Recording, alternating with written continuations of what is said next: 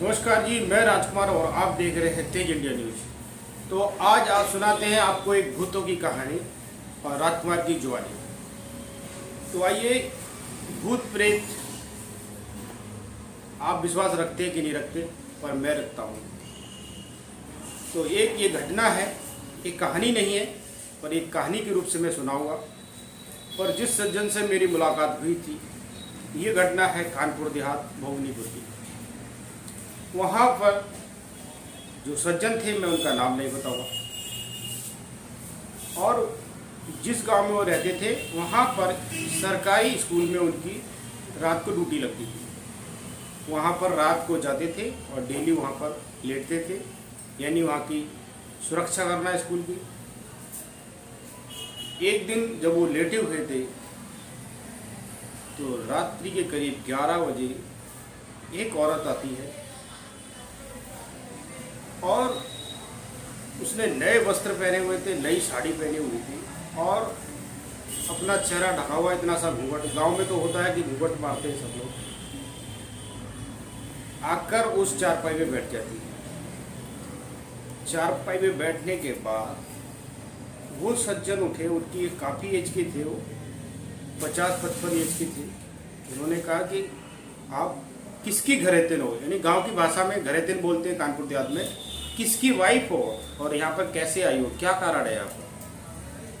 जब उसको पूछा तो वो औरत क्या करती है कि ऐसे ऐसे चूड़ियाँ हिला देती है, पूरी हिलती है और चूड़ियाँ खनका देती है।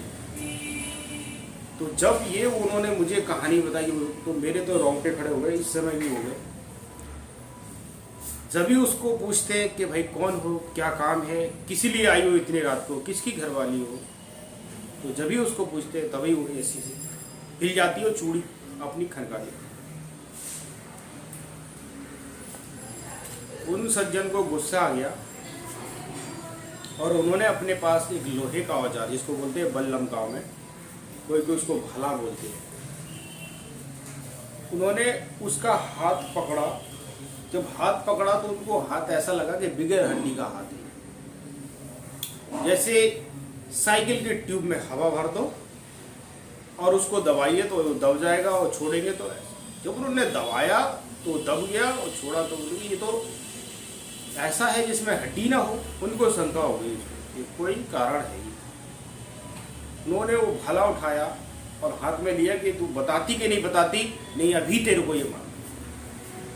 तो बड़े साधारण तरीके से वो खड़ी हुई और खड़े होके थोड़ी खड़ी हुई, 10 सेकंड उसके बाद सीधी कमरे से बाहर हो गई। तो कमरे से बाहर हो गई तो चारों बगल स्कूल की बाउंड्री होती है और बाउंड्री में खंबे होते हैं और खंबे में तार लगा होता है नुकीला। उस नुकीले तार से कोई भी नहीं निकाल सकता। निकलेगा तो बड़े सावधानी से झुक के निकलेगा या फिर दरवाजे से जो गेट होता है वहाँ से जाएगा। पर वो तार को चीरती हुई गई, ना तो झुकी ना छलांग मारी, ऐसे ही चलती हुई निकल। वो सज्जन उसके पीछे पीछे देख रहे कि ये क्या हो रहा है, कि ना तो ये तार को लांग रही है और ना ही ये झुक रही है, और सीधे सीधे निकल जाती है।